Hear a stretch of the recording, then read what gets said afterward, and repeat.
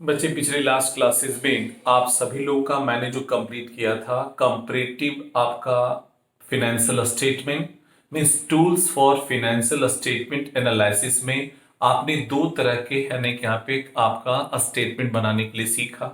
एक comparative financial statement और दूसरा कॉमन साइज फिनेंशियल स्टेटमेंट आपने सीखा। उसके बाद एक आपका उस पे आधारित आप लोगों का जो सवाल होगा उसको आप लोगों ने बना लिया होगा। उसके सवाल बहुत सिंपल होते हैं, बहुत इजी होते हैं। कितना से हमारा इंक्रीज किया, डिक्रीज किया, आपका उसी को परसेंटेज में निकालना होता है ना। तो ये आपने आपने संभवतः बना लिया होगा। अब हमारा जो एक नया चैप्टर है accounting ratio analysis. Accounting ratio analysis आपका है क्या? सबसे पहले इसी को हम लोग सिंपल भाषा में या शॉर्ट में कहते हैं रेशियो एनालिसिस भी कहा जाता है। रेशियो एनालिसिस कहा जाता है। तो भाई सवाल ये उठा कि आखिर सर यहाँ पे अकाउंटिंग रेशियो एनालिसिस हम लोग कहते किसे हैं, क्या है, इसके बारे में आप सभी को सबसे पहले मैं बता दूं। ओके, अब जरा सोचिए, ये हमारा अकाउंटिंग रेशियो एनालिसिस की बात हम लोग करने जा रहे हैं। अकाउंटिंग रेशियो एनालिसिस की हम लोग बात कर रहे हैं। ये अकाउंटिंग रेशियो एनालिसिस हमारा होता क्या है, इसको सबसे पहले आपको समझने की जरूरत है, आपको बताने की जरूरत है। इस बात को समझाने के लिए सबसे पहले आपको समझना पड़ेगा what is the meaning of ratio. Ratio होता क्या है, रेशियो क्या है, इस बात को पहले समझिए। बच्चे जब भी हम आपका रेशियो पहले ये समझना होगा कि रेशियो हम लोग कैलकुलेट क्यों करते हैं। रेशियो हम लोग कैलकुलेट करते हैं दो आपका सिमिलर क्वांटिटीज के बीच में तुलनात्मक अध्ययन करने के लिए। हम लोगों का ह्यूमन नेचर है, मानव स्वभाव है कि हम सब लोग ऑलवेज ऑलवेज क्या करते हैं, दो सिमिलर चीजों में क्या करते हैं, कंपैरिजन करते हैं। आप लोग देखिए, जब है यहाँ पे आप लोग अपने क्लासरूम में भी जब होते हैं तो आपका लोग कहते हैं कि ये बच्चा इस बच्चे से ज्यादा तेज है या आपका यहाँ पे अच्छा परफॉर्मेंस किया है, ठीक है, ऐसे। तो ऑलवेज कंपैरिजन करने के लिए ही रेशियो निकाले जाते हैं, राइट। अब दूसरी बात इंपॉर्टेंट ये है कि भाई अब जहां तक बातें हैं कि अब जब से सबसे पहले आपको एक बात तो समझना ये पड़ेगा कि कंपैरिजन ऑलवेज जो है किए जाते हैं सिमिलर क्वांटिटी के बीच में, डिसिमिलर क्वांटिटी के बीच में आपका कंपैरिजन नहीं किए जाते हैं। डिसिमिलर क्वांटिटी के बीच में आपका नहीं किए जाते हैं ना। तो सिमिलर क्वांटिटी के बीच में ही है ना कि आप सिमिलर क्वांटिटी के बीच में ही जो है आपका कंपैरिजन किया जाता है। क्लियर? जैसे बच्चे आम का तुलना हम आम से ही करेंगे कि आपका ये आम इस आम से मीठा है, ऐसा कह सकते हैं और ऐसा कहना लॉजिकल भी होगा। लेकिन आपका ये आम उस सेब से मीठा है, ऐसा कहना सही क्या होगा, नहीं होगा, राइट। तो इस तरह से ये बातें आपको मैंने पहले बता दिया, समझाया। ओके, तो भाई ये तो आपका हो गया कि सर अकाउंटिंग रेशियो हमारा एनालिसिस आपका जैसे अकाउंटिंग रेशियो एनालिसिस की बात अभी हम लोग कर रहे हैं। तो रेशियो का मतलब आप लोग है यहाँ पे, हाँ, तुलनात्मक अध्ययन करने के लिए, जी तुलनात्मक अध्ययन करने के लिए हम लोग क्या करते हैं, रेशियो हम लोग डेवलप करते हैं सिमिलर क्वांटिटी में, ठीक है। सेब का तुलना सेब से होगा, आम का तुलना आम का होगा। बच्चे मैं यदि कहूं कि आपका एक घोड़ा जो है 80 किलोमीटर पर आवर के रेट से दौड़ता है और दूसरा घोड़ा 40 किलोमीटर पर आवर के रेट से दौड़ता है, तो पहला घोड़ा दूसरे घोड़े के कंपैरिजन में कितना गुना तेज दौड़ता है, तो आपको रेशियो P/Q का फॉर्म का सहारा लेना पड़ता है।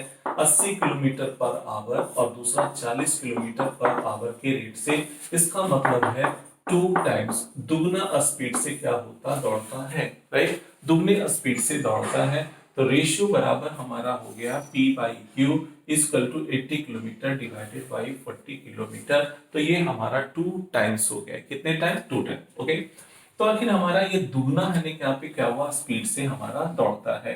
देखिए जी, अब जहां तक बात आती है, ये तो आपका हो गया, तो ये सबसे पहला हमारा हो गया आपका रेशियो की बात हो जाती है। रेशियो हमारा 2 टाइम्स हो गया, दुगना स्पीड से हमारा क्या होगा, दौड़ेगा, ठीक है ये। अब जहां तक बात आती है, जैसे देखिए यहाँ पे रेशियो है क्या, रेशियो हमारा एक ऐसा मैथमेटिकल रिलेशनशिप है, एक ऐसा मैथमेटिकल आपका रिलेशनशिप है जो P बाई Q के फॉर्म में इंडिकेट किया जाता है। जब तक हम ऐसा नहीं करेंगे तब तक मुझे ये बात पता नहीं चल पाएगा कि कौन बेहतर परफॉर्म कर रहा है, या आपका घोड़ा कितना आपका स्पीड से दौड़ रहा है। ये 80 किलोमीटर है, ये 40 किलोमीटर है, इसका मतलब 2 टाइम, इसका मतलब पहला घोड़ा दूसरे घोड़े के कंपैरिजन में दुगना तेज आपका क्या होता दौड़ता है। Point clear? ऐसे अब जहां तक बात आती है इस तरह से, तो ये तो हमारा हो गया रेशियो की बात हो गया, रेशियो 2 टाइम्स की बात हो गई है ना। ऐसे अब मान लीजिए कि बच्चे आपको तो ऑलवेज है कि यहाँ पे दो सिमिलर क्वांटिटीज के बीच में कंपैरिजन करने के उद्देश्य से क्या निकाले जाते हैं, रेशियो निकाले जाते हैं। अब देखिए रेशियो बहुत सारे टाइप्स के होते हैं ना, रेशियो बहुत सारे टाइप्स के होते हैं। बच्चे देखो आपको यहाँ पे मैंने जो है टाइप्स ऑफ रेशियो लिखा है, आपका ये मटेरियल सबके पास जा चुका होगा, सबके पास आपका ऑलरेडी होगा, सब है कि पीडीएफ फॉर्म में मैं भेज चुका था, उसको आप लोग है कि डाउनलोड करके प्रिंट भी आपने निकाल रखा होगा पहले से। ओके, देखिए आपका बच्चे अब देखिए यहाँ पे सबसे पहला जो बहुत सारे टाइप्स के जो रेशियो हैं, नंबर 1 सबसे पहले mathematical ratio, mathematical ratio number 1। Number 2 क्या है, सोशल रेशियो, क्या है जी, सोशल रेशियो। तीसरा है पॉलिटिकल रेशियो, चौथा क्या है साइंटिफिक रेशियो, और लास्ट में क्या है अकाउंटिंग रेशियो। मैथमेटिकल रेशियो है क्या, जब आप देख रहे हैं कि हमारा पहला घोड़ा का स्पीड 80 किलोमीटर है, दूसरे घोड़े का स्पीड 40 किलोमीटर है, इसका मतलब है कि हम जो यहाँ पे इस तरह के जब हम कैलकुलेशन करते हैं, जब इस तरह के रेशियो डेवलप करते हैं, तो वो मेरा मैथमेटिकल रेशियो ही कहलाता है। क्लियर हो गया? ऐसे तो मैथमेटिकल रेशियो की बातें समझ में आ गई कि मैथमेटिकल रेशियो हमारा हुआ क्या। ठीक है, अब जहां तक बात आती है, ये हमारा मैथमेटिकल आपका क्या है रेशियो की बात आती है, मैथमेटिकल रेशियो हमारा हो गया। अब उसके बाद सोशल रेशियो की बात आती है। देखिए मान ली जाए कि आपका मैं कहूं कि एक का वजन 80 किलो है और दूसरे का वजन 20 किलो है, तो बच्चे जब आपका 80, तो पहला आपका जो है वो दूसरे के कंपैरिजन में कितना गुना भारी है, तो 4 गुना भारी है। राइट, तो 4 गुना भारी है, तो ये हमारा मैथमेटिकल रेशियो ही कहा जाएगा। क्या कहा जाएगा, मैथमेटिकल रेशियो कहा जाएगा। अब जहां तक बात आती है हमारा सोशल रेशियो की बात आती है, सोशल रेशियो की जहां तक बात आती है कि सर सोशल रेशियो हमारा है क्या, इसके बारे में आपको मैं बता रहा हूं। बच्चे सोशल रेशियो में हमारा जैसे आपका बर्थ रेट रेशियो है, बर्थ रेट आपका है या डेथ रेट है, या है नहीं कि यहाँ पे मान लें कि आपका जो है क्राइम रेट है। राइट, ये सब सब क्या बताता है, सोशल के बारे में, सोसाइटी के बारे में। तो वैसे डेटा जो हमारे समाज के आईना है, जो समाज के बारे में बताता हो कि वो कैसा है नहीं, यहाँ पे हमारा समाज है, जैसे आपका बर्थ रेट है, डेथ रेट है, या है नहीं यहाँ पे क्या हुआ क्राइम का रेट है। ओके, तो ये सब हमारा क्या है सोशल रेशियो, ये सब आपका या मान लीजिए कि कहता है कि इतने परसेंट गरीबी रेखा से नीचे वाले लोग हैं, या इतने परसेंट गरीबी रेखा से ऊपर वाले लोग हैं, या इतने आपका लोगों के पास पक्के मकान है, इतना लोगों के पास कच्चा मकान है। राइट, तो ये सब जो रेशियो है वो समाज के आपके बारे में बताता है, समाज के आपका स्थिति परिस्थिति को प्रदर्शित करता है। तो ऐसे रेशियो को ही हम लोग कहते हैं क्या, सोशल रेशियो कहा जाता है। Okay, next political ratio. जहां तक पॉलिटिकल रेशियो की बात है, तो पॉलिटिकल रेशियो की बात यदि मैं करूं तो आप लोग देखते होंगे पॉलिटिकल पार्टी जो है अपने अपने हने के यहाँ पे क्या हुआ, अपने अपने हिसाब से वो क्या करती है, प्लान बनाती है कि कौन सी कास्ट का कितना वोटर है, आपका इसमें कितना किस एज का ग्रुप का वोटर है, उसी के हिसाब से अपना स्ट्रेटजी बनाता है। तो वो जो आपका अपने स्ट्रेटजी के हिसाब से जो रेशियो डेवलप करते हैं, जो एनालिसिस करता है, वो पॉलिटिकल रेशियो कहलाता है। क्या कहलाता है, पॉलिटिकल रेशियो कहा जाता है। फिर उसके बाद आता है साइंटिफिक रेशियो।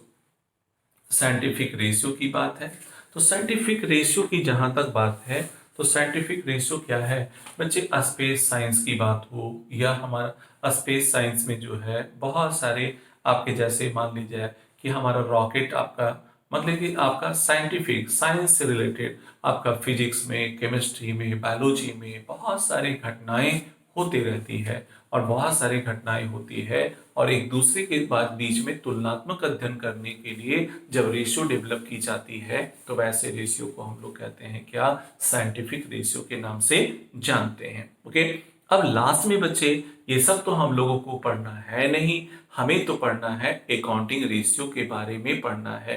तो अकाउंटिंग रेशियो होता क्या है, जब हमें आपका दो या दो से अधिक हमारा डेटा आपका अकाउंटिंग आपका, जैसे बच्चे आप ट्रेडिंग अकाउंट बनाते हैं, आप पीएल अकाउंट बनाते हैं, आप बैलेंस शीट बनाते हैं, तो उसके आपका वहां से जो मुझे डेटा निकलता है, अब दो या दो से अधिक डेटा के बीच में हम तुलनात्मक अध्ययन करने के लिए जो हम रेशियो डेवलप करते हैं उसे हम लोग अकाउंटिंग रेशियो के नाम से जानते हैं। जैसे फॉर एग्जांपल मैं कहूं कि हमारा ग्रॉस प्रॉफिट आपका क्या है, रेशियो की मैं बात करूं, ग्रॉस प्रॉफिट हम रेशियो की बात करें तो ग्रॉस प्रॉफिट रेशियो बराबर हो जाता है जीपी इंटू कितना 100 डिवाइडेड बाई क्या हो जाता, नेट सेल्स हो जाता, क्या हो जाता, नेट सेल्स।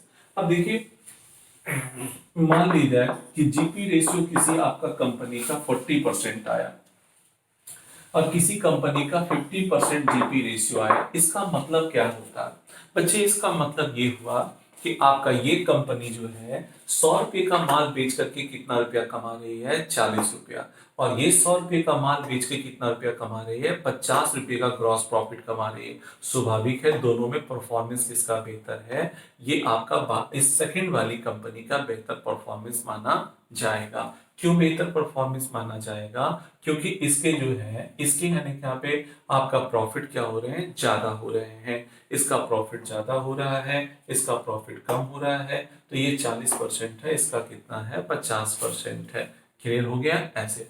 तो बच्चे इस प्रकार से जो है ये बातें मैंने समझा दिया। अब जहां तक जो बातें आती है ये हमारा आपका हो जाएगा ग्रॉस प्रॉफिट रेशियो की बात करें, ये हमारा ग्रॉस प्रॉफिट रेशियो हो गया 40% और दूसरा क्या होगा 50% की बात हो गई, ठीक है ऐसे।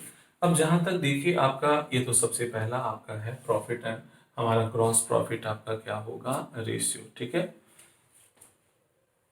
देखिए अब जहां तक बात है बच्चे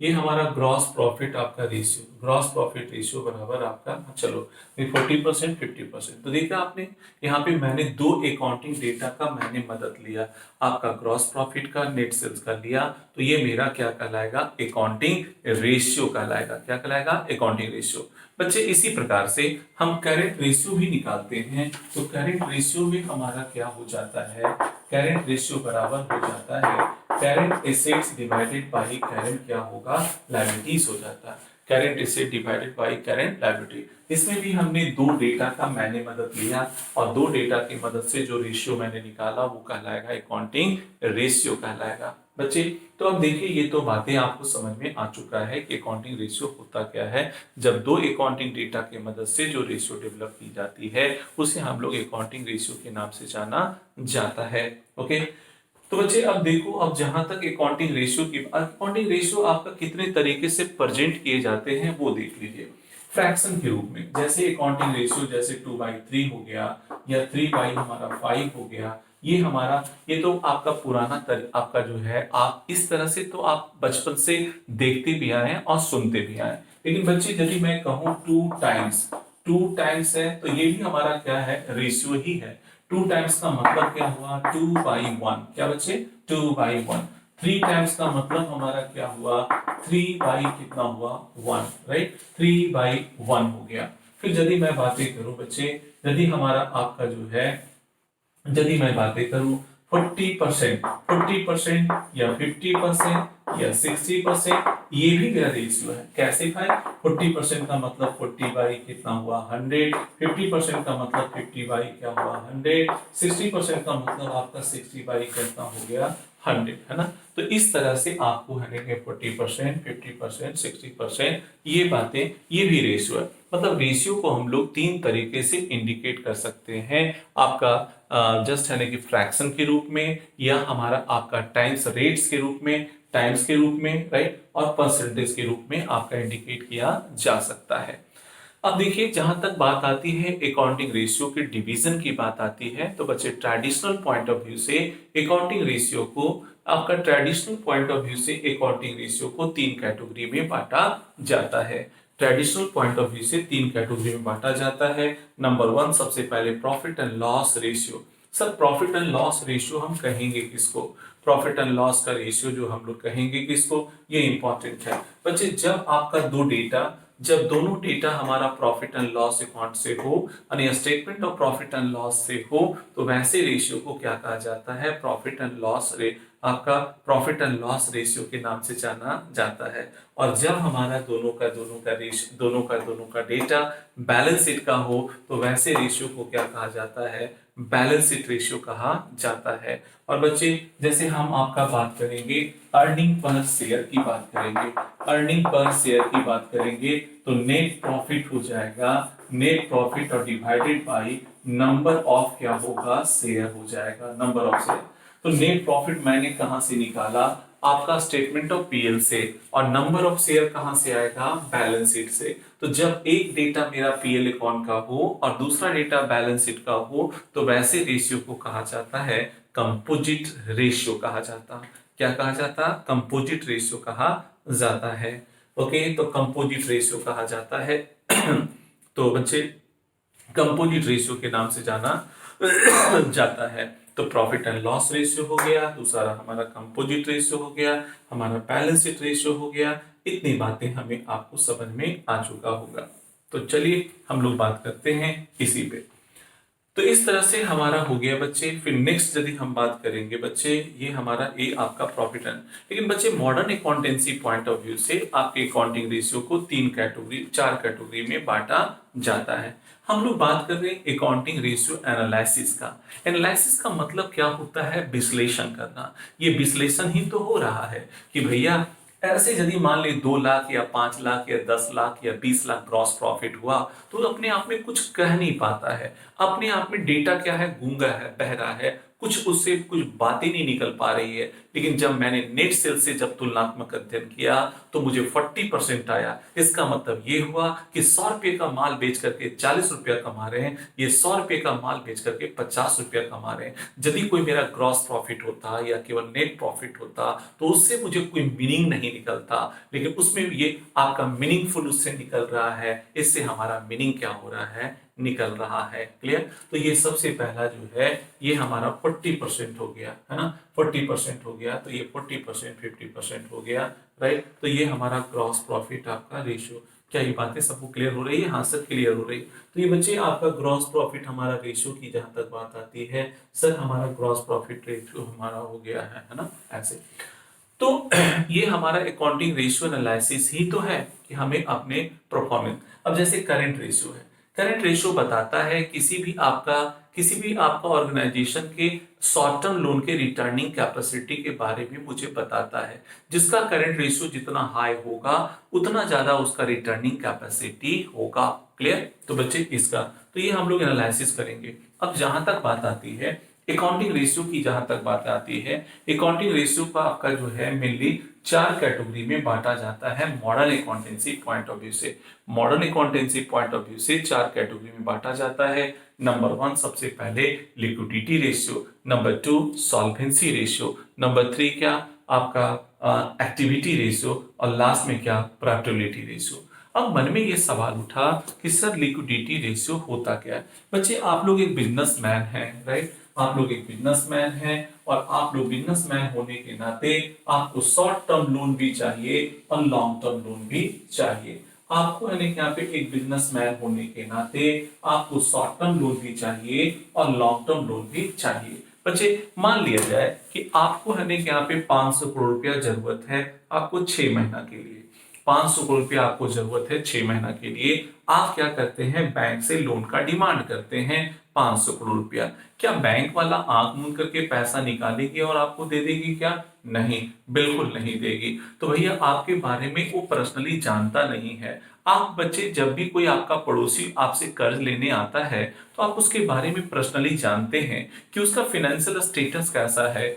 आपका मान लीजिए कि कोई व्यक्ति के पास संपत्ति नहीं है और वो 20 लाख रुपया आपसे कर्ज मांगने आ गया, क्या आप लोग उसको दे पाते हैं? नहीं, बिल्कुल नहीं सर, बिल्कुल नहीं देता हूं मैं। ओके, लेकिन जो फाइनेंशियली स्ट्रांग है, जो अच्छे व्यवहार का भी है, अच्छा रिपुटेशन है, आपसे कर्ज लेने आता है, तो आप उसको देते हैं। क्यों? क्योंकि आप जानते हैं कि इसके पास से पैसा नहीं जाएगा, इसके पास रिटर्निंग कैपेसिटी है। ओके, तो इस तरह से ठीक उसी प्रकार से जब कोई कंपनियां अपने बैंक से लोन चाहती है, वो शॉर्ट टर्म लोन हो या लॉन्ग टर्म लोन हो, जब लोन चाहती है तो वैसे हालात में, वैसे सिचुएशन में आपका जब लॉन्ग टर्म लोन आपका चाहती है या शॉर्ट टर्म लोन चाहती है, तो बैंक वाला सबसे पहले आपको है कि यहाँ पे आपकी फाइनेंशियल स्टेटस के बारे में जानना चाहता है। तो आपका शॉर्ट टर्म लोन चाह रहे हैं, तो शॉर्ट टर्म लोन का रिटर्निंग कैपेसिटी आपके अंदर है या नहीं है, इस बात को जानने के लिए जो रेशियो कैलकुलेट किए जाते हैं, उसी रेशियो को कहते हैं क्या? लिक्विडिटी रेशियो कहते हैं। क्या कहते हैं?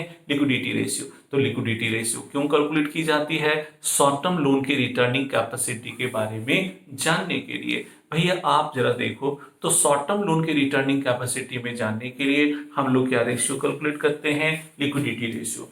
अब यदि लॉन्ग टर्म लोन लेना हो किसी भी कंपनी को, यदि लॉन्ग टर्म लोन लेना हो, तो लॉन्ग टर्म लोन लेने के लिए जो रेशियो कैलकुलेट की जाती है, उसे हम लोग कहते हैं क्या? Solvency ratio. क्या कहते हैं? Solvency ratio. मान लीजिए 2 साल के लिए लोन चाहिए, 4 साल के लिए चाहिए, 5 साल के लिए चाहिए, तो उसका जो रेशियो कैलकुलेट किया जाता है, उस रेशियो को क्या कहा जाता है? सॉल्वेंसी रेशियो के नाम से जाना जाता है। सॉल्वेंसी रेशियो कहा जाता है, राइट? ऐसे तो बच्चे हमारा लिक्विडिटी रेशियो हो गया, दूसरा हमारा सॉल्वेंसी रेशियो हो गया। तीसरा जहां तक बात आती है, एक्टिविटी रेशियो की बात आती है ना? एक्टिविटी रेशियो की बात आती है, तो सर एक्टिविटी रेशियो या उसी को कहते हैं परफॉर्मेंस रेशियो। कोई भी कंपनी कितना ग्रो कर रही है, कितना स्पीड से आपका आगे बढ़ रही है, ओके, कितने स्पीड से है यहाँ पे आगे बढ़ रही है, उसका जो है यहाँ पे आप कितने स्पीड से, जैसे फॉर एग्जांपल आप अपने आस पास पड़ोस में देखते हैं कि कोई मान ली हर साल 1 करोड़ रुपया कमा रहा है, कोई 2 करोड़ कमा रहा है और कोई यानी कि 50 लाख ही कमा रहा है। स्वाभाविक है 2 करोड़ रुपया जो कमा रहा है हर साल, उसका स्पीड क्या होगा? ज्यादा होगा। ग्रो करने का स्पीड क्या होगा? ज्यादा होगा। तो ऐसे आपका जो तो हमें ये तो आपका हो गया। इसी प्रकार से हम अपने ऑर्गेनाइजेशंस के लिए भी आपका ऑर्गेनाइजेशन का हमारा ग्रो कितना हो रहा है, किस स्पीड से हम लोग बढ़ रहे हैं, उसका यानी कि यहाँ पे स्पीड जानने के लिए, परफॉर्मेंस जानने के लिए जो रेशियो कैलकुलेट करते हैं, उसी रेशियो को हम लोग कहते हैं क्या? एक्टिविटी रेशियो कहते हैं या परफॉर्मेंस रेशियो के नाम से जाना जाता है। प्रॉफिटेबिलिटी रेशियो क्या है और क्यों कैलकुलेट करते हैं? तो किसी भी ऑर्गेनाइजेशन के प्रॉफिट एंड लॉस के परफॉर्मेंस के बारे में जानने के लिए जो रेशियो कैलकुलेट की जाती है, उसे हम लोग प्रॉफिटेबिलिटी रेशियो के नाम से जाना जाता है। प्रॉफिटेबिलिटी रेशियो के नाम से जाना जाता है। ओके, तो बच्चे आपने देखा कि modern accountancy point of view से सारे अकाउंटिंग रेशियो को 4 कैटेगरी में बांटा गया। नंबर 1 सबसे पहले क्या? Liquidity ratio. दूसरा हमारा क्या हो गया? Solvency ratio. तीसरा हमारा क्या हो गया? Activity ratio. चौथा हमारा क्या हो गया? Profitability ratio. पॉइंट क्लियर हो गया? ऐसे तो बच्चे इस प्रकार से liquidity ratio, solvency ratio, activity ratio और प्रॉफिटेबिलिटी रेशियो, ये बातें आपको क्लियर हो चुका है। आगे बढ़ता हूं सर। अब जहां तक जो बातें हैं बच्चे, ये तो आपको हो गया, लेकिन सवाल मन में ये उठा कि सर लिक्विडिटी रेशियो में कौन कौन से फार्मूला आता है? बच्चे फार्मूला नंबर 1 सबसे पहला कैलकुलेट किया जाता है करेंट रेशियो, और करेंट रेशियो बराबर होता है, करेंट रेशियो बराबर आपका हो जाता है, ये हमारा करेंट आपका रेशियो की बात आती है, और करेंट रेशियो बराबर होता है current asset divided by current liability. Current assets और करेंट लायबिलिटी, बच्चे आपको पता होगा करेंट एसेट्स के अंदर कौन कौन से आते हैं? कैश है, बैंक है, स्टॉक है, डेटर्स है, बेस रिसीवेबल है, हमारा प्रीपेड एक्सपेंडिचर है, शॉर्ट टर्म गवर्नमेंट सिक्योरिटीज है, राइट? ये सब सभी के सभी हमारे क्या होते हैं? हमारे करेंट एसेट्स के अंतर्गत में आता है। करंट लायबिलिटीज में कौन आता है? क्रेडिटर्स है, बिल्स पेबल है, बैंक ओवरड्राफ्ट है, इनिटी ऑफ आउटस्टैंडिंग एक्सपेंडिचर है। ओके, ये सब हमारे करंट लायबिलिटीज के अंतर्गत में आता है। ओके, तो जितने सारे करंट एसेट्स होंगे और करंट लायबिलिटीज होगा सबको जोड़ देंगे। मान लीजिए कि करंट एसेट्स हमारा 5 लाख हो गया और करंट लायबिलिटीज हमारा 1 लाख हो गया, तो ये हमारा रेशियो कितना आ गया? 5:1 मीन्स आपका जो है 5:1। इसका मतलब है करंट रेशियो हमारा 5:1 हो गया। तो बच्चे इसका मतलब है कि अब कंपनी का ये स्टैंडर्ड रेशियो इसका होता है 2:1, है ना? 2: क्या होता है? 1।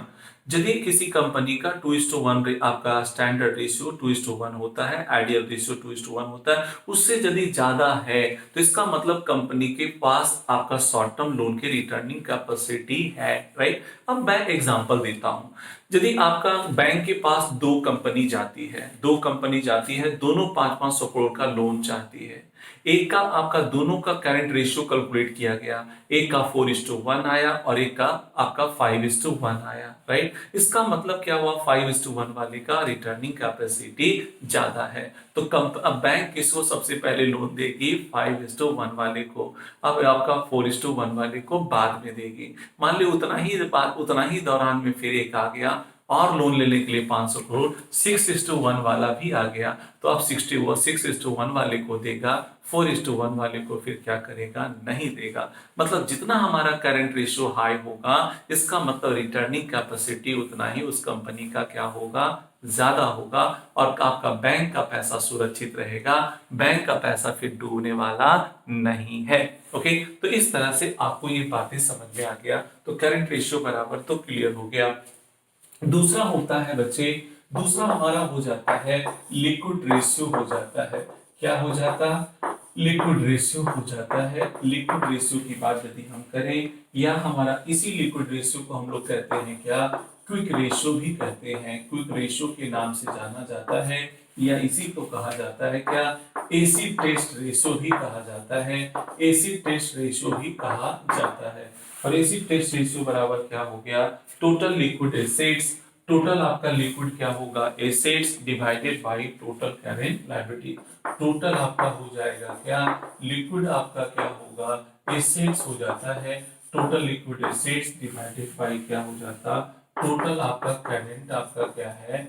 लायबिलिटीज हो जाता है। टोटल करंट लायबिलिटीज हो जाता है, राइट? ऐसे।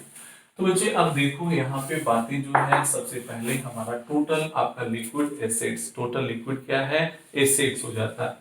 तो बच्चे टोटल लिक्विड एसेट्स, अब इस लिक्विड एसेट्स में क्या हो जाता? दो आइटम, जितने सारे करंट एसेट्स होते हैं उसमें से दो आइटम को क्या करना? छोड़ देना है। प्रीपेड एक्सपेंडिचर और क्लोजिंग स्टॉक को। प्रीपेड एक्सपेंडिचर और क्लोजिंग स्टॉक को छोड़ देंगे, यानी करंट एसेट से हटा देंगे, तो वो लिक्विड एसेट्स बन जाएगा। Liquid asset divided by current liabilities, right? तो इसका हमारा जो है, जो आपका यदि इसका आइडियल रेशियो होता है 1:1, क्या होता है? 1:1। इसका 1:1 से यदि रेशियो जितना ज्यादा आएगा उतना ज्यादा बेहतर फिनेंशियली वो माना जाएगा। लिक्विड आपका लिक्विड रेशियो की बात करें, या क्विक रेशियो की बात करें, या एसिड टेस्ट रेशियो की बात करें, लिक्विड एसिड, लिक्विड एसिड्स किसको कहते हैं? करंट एसिड्स में केवल दो आइटम को हटा देना है, आपका दो आइटम को छोड़ देना है। आपका कौन कौन सा? प्रीपेड एक्सपेंडिचर को, और साथ में आपका किसको? Prepaid expenditure. और दूसरा हमारा जो है बच्चे, क्लोजिंग स्टॉक को हमें छोड़ देना होगा। क्लियर? अगला फिर कहता है एब्सोल्यूट लिक्विड रेशियो बराबर क्या होता? एब्सोल्यूट लिक्विड रेशियो या कैश रेशियो कहा जाता है। तो एब्सोल्यूट आपका लिक्विड रेशियो, ठीक है, एब्सोल्यूट आपका जो है लिक्विड रेशियो, एब्सोल्यूट हमारा जो है लिक्विड आपका जो है रेशियो की बात करें, एब्सोल्यूट लिक्विड रेशियो, या हम बात करेंगे कैश आपका क्या होगा? रेशियो की बात करेंगे। आपका इसका हमारा हो जाता है क्या? हमारा एब्सोल्यूट आपका क्या हो जाता? एब्सोल्यूट हमारा हो जाता है लिक्विड एसेट्स। एब्सोल्यूट क्या हो जाता? लिक्विड एसेट्स हो जाता है, और डिवाइडेड बाय क्या हो जाता? हमारा लिक्विड लायबिलिटीज हो जाता है। क्या हो जाता? लिक्विड लायबिलिटीज हो जाता है, राइट? एब्सोल्यूट लिक्विड एसेट्स बराबर क्या हो जाता? कैश, बैंक और मार्केटेबल सिक्योरिटीज। ये लिखा हुआ है, कैश, बैंक और मार्केटेबल सिक्योरिटीज को ही केवल कहते हैं एब्सोल्यूट लिक्विड एसेट्स, वैल्यू जोड़ देंगे। और लिक्विड लायबिलिटीज बराबर कहलाता है करंट लायबिलिटीज में केवल बैंक ओवरड्राफ्ट को क्या करेंगे, छोड़ देंगे। बैंक ओवरड्राफ्ट को केवल क्या करेंगे, छोड़ देंगे।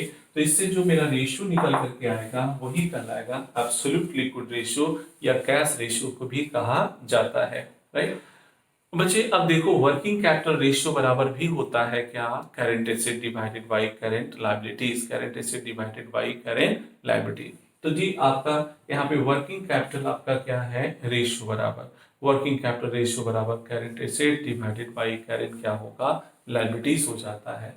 तो बच्चे इस प्रकार से जहां तक बात करें, इस प्रकार से हमने यहाँ पे हम लोग बात करेंगे वर्किंग कैपिटल हमारा क्या है, रेशियो की बात करें तो वर्किंग कैपिटल आपका ratio current asset divided by current क्या होगा, लायबिलिटीज हो जाएगा।